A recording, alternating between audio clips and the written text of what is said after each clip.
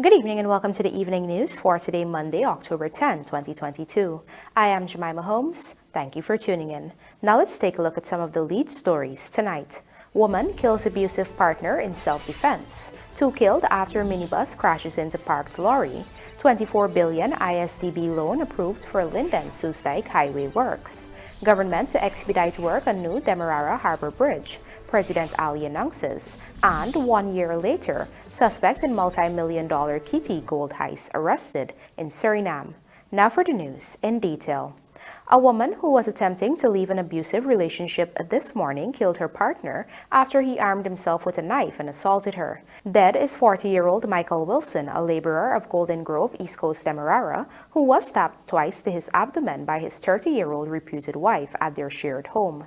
According to the police, the couple often had domestic problems whereby the man would accuse the woman of being unfaithful and would physically and verbally abuse her. Police said during one of their arguments on Sunday, the woman told the man that she was ending their relationship and would be moving back into her parents' home. However, at around 8 hours today, the couple got into an argument while the woman was packing up her belongings to move out of the house. Police said the man armed himself with a knife and assaulted the woman, causing her to receive injuries to her forearm.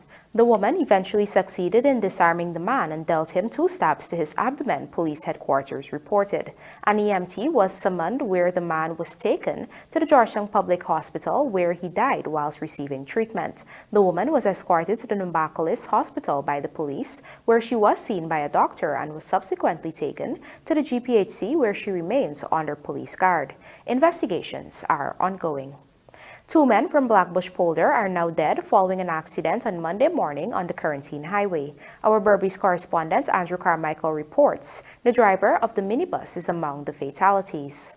Those dead are Yusuf Ali, 54, of Johanna South, Blackbush Polder, and another man whose name was only given as Kunu, also of Johanna South. Reports are that Kunu was driving bus BFF 7369 and Ali was the passenger heading to Blackbush Polder when they slammed into motor truck GNN 8333, which was parked on the Quarantine Highway at Kilturn Village. It was blood and that was it, and somebody said some bus knock up to some truck and we run out and that was it.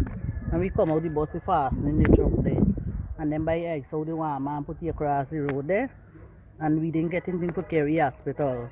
But eventually somebody carry, and we know we make it over, but they are only already dead. The police didn't allow him to go close. But the one that go to the hospital, he one eye the burst, and the old one side had the smashing. All we hear was blam and that is it, but he didn't see no tire mark or nothing. And that was around what time? Like a little after 12, like 12:05 or so. That was it. We just come out and we see for help them by for the car to carry the man to the hospital, but nobody they want a car nasty. And eventually this boy say he drink, so he can't drive or buy over there, but he still end up carrying the man to the hospital. Ali's father, who arrived on the scene hours after, said he received information at about 1:30 hours stating that his son had died in an accident. Me just pick up my clothes and me lock my house and me come with one of them by car. When me come out there, when me ask how this accident make, them by says that the driver been dead, this kind of them pin out were dead and lay down on the street there. A kind of he been lay down and the other boy been there on the seat. So me said this is my son. He been there on the driver's seat or he been there this side. The man say he been asleep this side. Then by somewhere down the road, my son been sleep inside the car, inside the bus. And like he go and he take out the boy. Keep on the pocket and he drive it man boss. Police are investigating. Andrew Carmichael, The Evening News. After several months of waiting, the 24 billion loan for resurfacing the Linden-SOESDYKE highway has been approved by the Islamic Development Bank. Here are the details from Jarrell Bryan. Earlier this year, the government had announced that they were awaiting approval from the Islamic Development Bank for a loan to resurface the Linden-SOESDYKE highway. During a visit to the mining town of Linden on Monday, President Dr. Irfan Ali provided an update on this loan. He informed residents that this loan was approved only a few days ago. The Linden-SOESDYKE road, we are repaving that entire road. The loan has been approved a few days ago. President Ali also spoke of other initiatives the government was taking to bring development to Linden. what I'm doing today is what I'm doing all across the country. Going to people, meeting people, listening to people. Because one of the important pillars of the government now is to ensure that we deliver what the people want, we understand what the people want. Right? We are focusing on some big things. Like right now we're discussing to see how we can get the new Wisdom Bridge across the Demerara River, a 4-lane bridge, the Linden-Memorial Hill Road, that can open up a lot of opportunity for Linden to become a major service hub for the mining sector. But we also have to ensure we train the young people in heavy duty mechanic, as operators and so on. So very soon you will see that we launch a technical program in Linden, aimed not at putting people in a technical institute, but aimed at identifying the young people, training them as heavy duty operators, training them as mechanics. So we are training them to get into the workforce and get employability, right? So that's another major thing that we're doing. Early this year, a team from the ISDB visited Guyana on an appraisal mission for the loan request. Already, the government, through the Public Works Ministry, is looking to pre-qualify contractors for the upgrade of the Linden-SOESDYKE Highway. The upgrade to the highway is part of several key plans that the government has outlined for the Upper Demerara-Berbice region. Jarrell Bryan, The Evening News. In wake of the accident that resulted in 4 spans on the Demerara Harbor Bridge being destroyed and inconveniencing thousands of residents on the west bank and coast of Demerara, President Dr. Irfan Ali has announced that works on the new modern crossing will be expedited. Here are the details. President Dr. Irfan Ali on Sunday inspected ongoing remedial works on the Demerara Harbor Bridge. During the inspection, he was briefed by bridge officials, including Demerara Harbor Bridge Corporation General Manager Wayne Watson, who informed that his team is pulling out all the stops to get to a place of light traffic by Monday evening.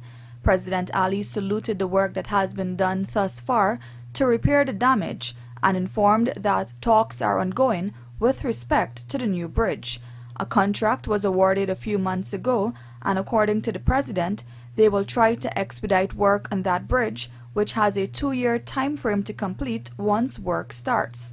President Ali has noted too that, and I quote, "We also have to relook now at the guidelines. We have bigger ships coming in.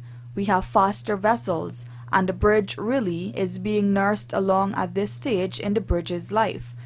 We will try to expedite the work on the new bridge, but one of the things with the frequent hitting of the bridge is that it is actually devouring all our spare capacity. So these are the challenges." End quote. The vessel that struck the bridge is the MV Tradewind Passion, a Panamanian fuel ship that was transporting fuel to the Guyana Oil Company, Guyoil. According to Ahmad Khan, the mechanical maintenance engineer on duty at the time, his team had to run for their lives once they noticed that the ship that was supposed to be navigating between the bridge was off course and barreling towards them.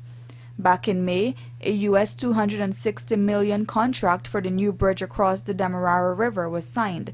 The contract was awarded to a joint venture led by China Railway and Construction Corporation International Limited. Over the past few months, the Guyana government, through a team of specialists, legal and engineering, was in negotiation with the Chinese company to finalize the terms of the contract. After a year on the run, Dequan King, who was wanted in connection to the daring robbery committed on Wallison Enterprise, Gordon Street, Kitty in 2021, has been nabbed by the authorities in Suriname. King, called Titus or Kwani of D. Field Sophia, Georgetown, was also wanted for murder in French Guiana and was arrested on Sunday night in Suriname by the Regional Assistance Team in Paramaribo in collaboration with the National Security Directorate. King was named as the getaway driver of the motorcar which was used to transport the suspects to and from the robbery scene on August 5, 2021. The men reportedly posed as customers and robbed the Wallison Enterprise of $38 million in local currency and $20 million worth of raw gold, property of Francis Santos Lumes. Meanwhile, 3 other suspects, Guyana Defense Force Sergeant Keon King, along with 2 of the company's security officers, Delroy Jackson and Peon Lee, were all charged for their involvement in the robbery. However, after spending 5 months on remand, Lee was released on $450,000 bail by a high court judge. Coming up, armed bandits escape with undisclosed amount of cash in Kaieteur News invasion, and fire destroys Ario's home in Region 6. Do stay with us. More news ahead.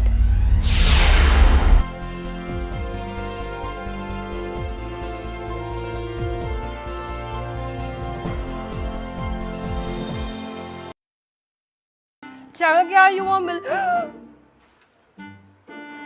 Sorry, I'm interrupting y'all.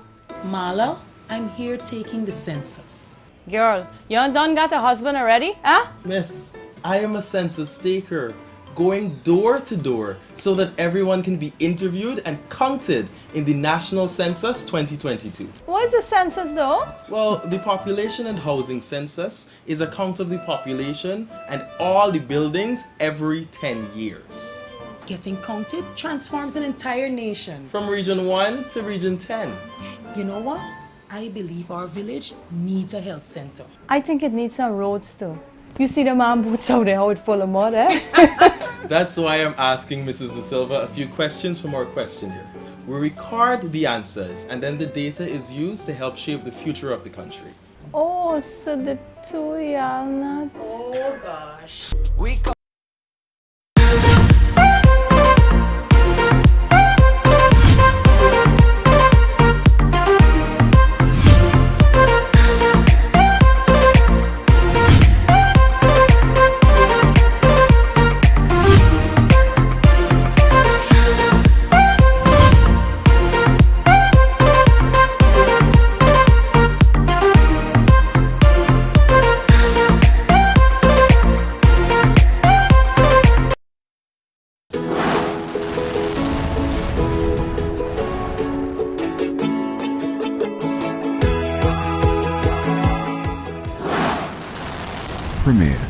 Premier insurance coverage for less. Stay safe. For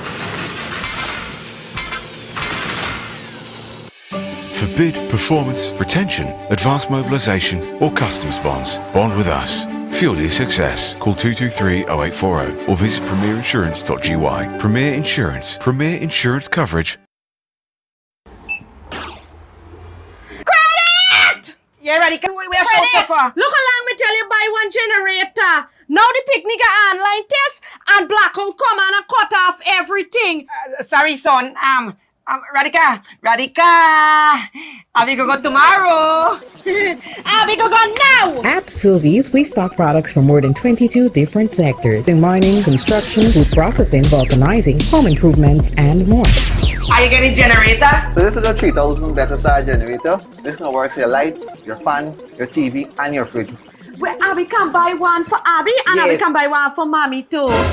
Yeah, and Mommy could even key start it, because all you have to do is hook up the battery and visit us today at 31 High in Hatfield Street, where our friendly and knowledgeable team members are willing to assist you. You can also call us on 227-6243 or WhatsApp us on 623-7755 and drop by our website at www.sylviesonline.com. Abby go buy one Dalpuri mill, one plucking machine, one pressure washing machine, one juice dispenser, one engine, one pepper grinding machine, one water pump, one sugar cane juicer, circle sir. We gotta get alright then that food warmer. We gotta get.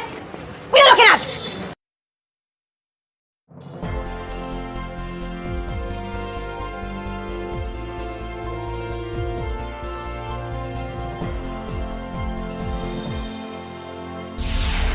Welcome back. You're watching the evening news. 3 armed bandits escaped with an undisclosed amount of cash following their early morning invasion of Kaieteur News' location at Safon Street, Georgetown. The incident occurred at around 1:15 hours, whilst 3 employees were still at the office performing duties. Reports are that a gold Spacio motor car, whose registration number is unknown, stopped in front of the building. The trio exited the car and entered the building through an eastern door at the bottom flat. The 3 employees were held at gunpoint and the bandits placed them into an office where they were instructed to stay on the ground. One of the suspects remained with the victims and the other 2 suspects proceeded to the upper flat of the building to the accounts department. The door was secured with a padlock which was wrenched off. The lock on one of the desk drawers inside the accounts department was also broken off. Under the said desk had a small safe with an undisclosed amount of cash, which the suspects took. The suspects spent about 5 minutes in the building, after which they exited through the front door and escaped in the said motorcar. In addition to the undisclosed cash belonging to the entity, the suspects robbed the employees of their personal cash and cellular phones. Police said CCTV cameras attached to the building were viewed by detectives, but due to the face masks that the suspects had on, it was difficult to identify them. Investigations are in progress. A Quarantine Berbice boat owner is now hospitalized following a bee attack in his yard on Saturday. Injured is 47-year-old Harry Narayan Ramdas, called Eno of Karivitan Quarantine Berbice. Based on reports received on the day in question, at about 14:30 hours, Ramdas had gone to urinate in his backyard when he was attacked by a swarm of bees. At the time, he was shirtless. According to Ramdas, at the time of the attack, his nephew was some distance away, but he escaped unharmed. After the attack, Ramdas was rushed to the Skeldon Hospital, where he was treated and admitted. His condition is listed as stable. According to the boat owner, there is a sawmill next to his house with several derelict vehicles in the compound, and he believes the bees inhabit them. We now tell you that a fire, which origin is yet to be determined, destroyed the house of the Regional Executive Officer of Region 6. At the time of the Sunday morning blaze, no one was at home. Our Berbice correspondent Andrew Carmichael reports that the building, which was situated at Lot 2, Strand and King Street, was owned by the Regional Democratic Council. The fire service just arrived and the building is totally engulfed in flames. Totally engulfed. Totally engulfed. This is what's going on here. They are trying to save a car here. The building is totally engulfed in flames.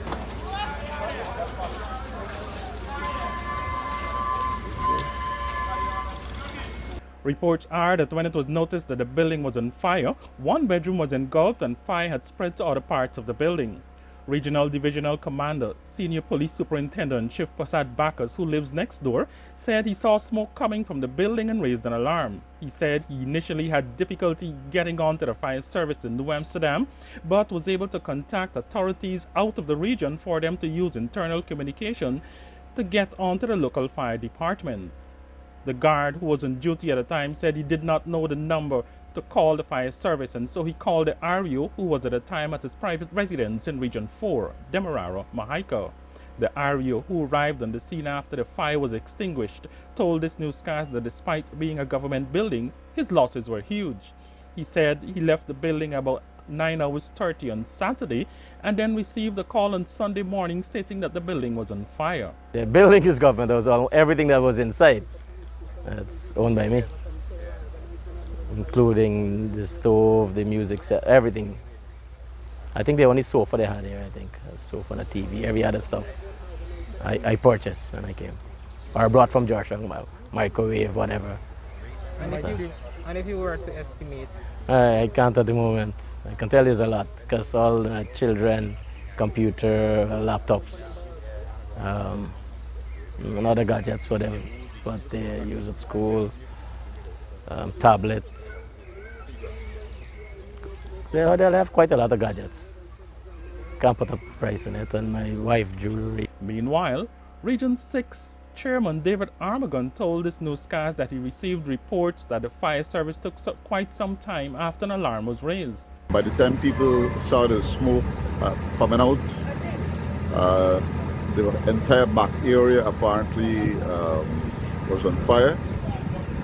The commander, who lives just behind here, did say that he tried to make contact with the fire service, but he had a difficult time getting onto them first of all, and then they took some time to come to.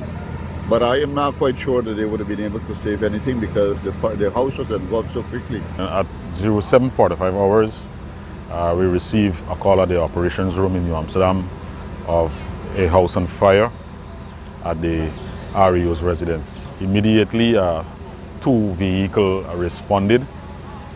That's the first alarm. Upon arrival, the crew observed that this building engulfed in flames. Immediately they went into action to stop, suppress the spread of fire. Subsequently, another vehicle was dispatched. That's the Bowser that carried over 3,000 gallons of water, and firefighting activity went straight into action. About two weeks ago, there were some voltage fluctuations, so I had contacted the GPL along with the electrical team from the RDC. So the electrical team from the RDC and GPL was here doing their assessment, and I'm told that it is corrected. They came and tightened some stuff. That's the main. So I'm not too certain if that triggered anything. The REO said he will be making arrangements to be in the region as from Tuesday with his family, since he did not want his children to miss school. The investigation into the cause of the fire is ongoing. Andrew Carmichael, The Evening News. The Hydrometeorological Office of Guyana is celebrating its 57th anniversary, where it is placing much emphasis on the further modernization and institutional strengthening of the service in the country. Luanda McAllister tells us more. The Hydromet office is headquartered at 18 Brick Dam and includes the Water Resources Section, Climatology Section, Agriculture Meteorology Section, the National Weather Watch Center at Hyde Park, and the National Ozone Action Unitality. In light of the 57 years milestone, the organization hosted a Career Day exhibition with the aim of luring young bright minds into the field. At the event, Chief Hydromet Officer Dr. Garvin Cummins outlined that since the service's existence, there has been several improvements, especially in estimating the weather. In some ways, we have fallen short, I guess, in some ways, because the service was, I suppose, integrated a number of different institutions in the past historically. But if you look at how the technology has changed, we have moved from conventional, traditional type of observations and instrumentation to automated systems now, where we have a network of stations that records and reports weather information almost in real time. Historically, we've had stations where somebody had to go out there and observe and record and report, and that report was not in real time, perhaps at the end of the day, at the end of the week, at the end of the month, perhaps at the end of the year. Now we can have that data in almost near real time. I think the service has also grown in terms of the range of services that we can now provide in terms of climate services. We now have not only the daily forecast, but you can go online now and look at the radar and see what's happening in your locale. You can have, now at the end of every month, you have a seasonal outlook for the next 6 months. On the water resources side, Dr. Cummins underscored that significant improvements were made, not only in the monitoring network, but also for floods. Also on the water resources side, in 2019, a water lab was established to help to monitor the water quality in Guyana. Which is a really new thing to Hydromet. We've got some young ladies in there who are fully qualified, and they're now expanding our services to look at water quality and water quality monitoring as well, which is a major part of Hydromet's mandate, is the hydro in Hydromet. And so those are significant things. I think we've got, fortunately for us as well, we've got a young batch of staff who, if we manage to keep them together, means that the future of the service is in safe hands. And we have the technology, we have the skills, we have the energy. I think the service is really in a good place on this 57th anniversary. On the 5th of October 1965, at the 50th meeting of Cabinet, approval was given to establish a central hydromedical service within the Ministry of Works and Hydraulics. The department's general responsibilities were to monitor and evaluate weather and water resources in Guyana. These responsibilities grew in the early 70s to include area nautical forecasting, and later included agriculture meteorology, hydrological engineering, and other aspects related to the sustainable economic development of the country. Luanda McAllister reporting for the Evening News. And now for a look at the bridge reports. The Demerara Harbor Bridge will be closed to vehicular traffic until further notice. Meanwhile, the Berbice River Bridge is expected to be closed on Tuesday, October 11, 2022, at 17 hours for a period of 1.5 hours. London steals Suriname Open, and medals in boxing wins for table tennis at South American Games. Details of these stories and more in the Sportcast, sponsored by Macorp, coming up on the other side of the break.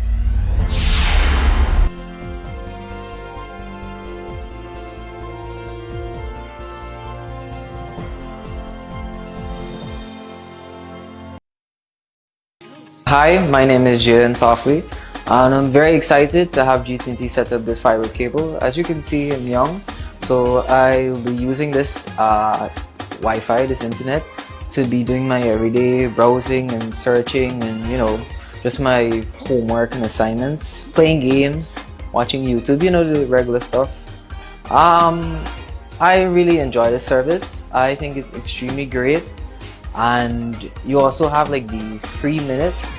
So for that, you know, if you're in trouble, you call your parents or someone. Cheryl, girl, you want me? Sorry, I'm interrupting y'all. Marla, I'm here taking the census.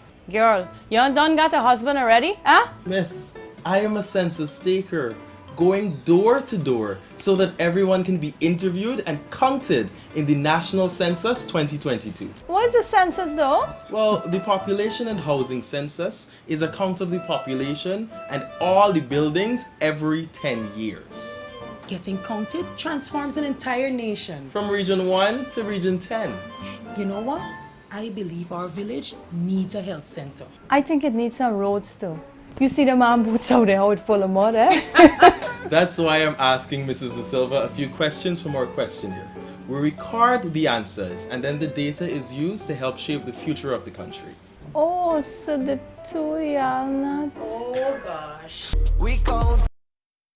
It's John Lewis Styles buy one get one at half price sale. Buy any t-shirt, top, polo shirt, dress, pantsuit or skirt suit and get the second one at 50% off. Same goes for shoes, handbags and lingerie at half price. Hurry, because John Lewis Styles half price sale ends soon.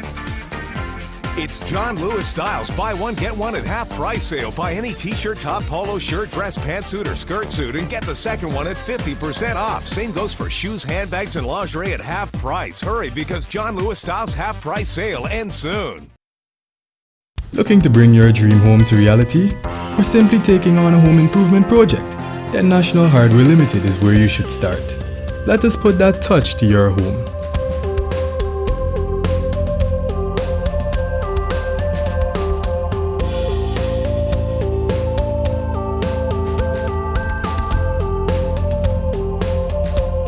Choose from over 1,000 Berger Paint original hues for any surface.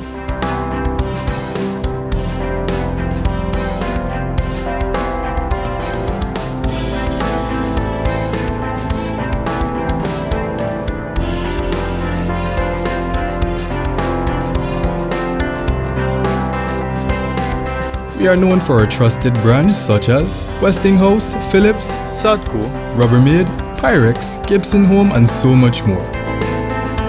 National Hardware Limited, your do-it-best store. Located in downtown Georgetown and industrial site Rhymeville.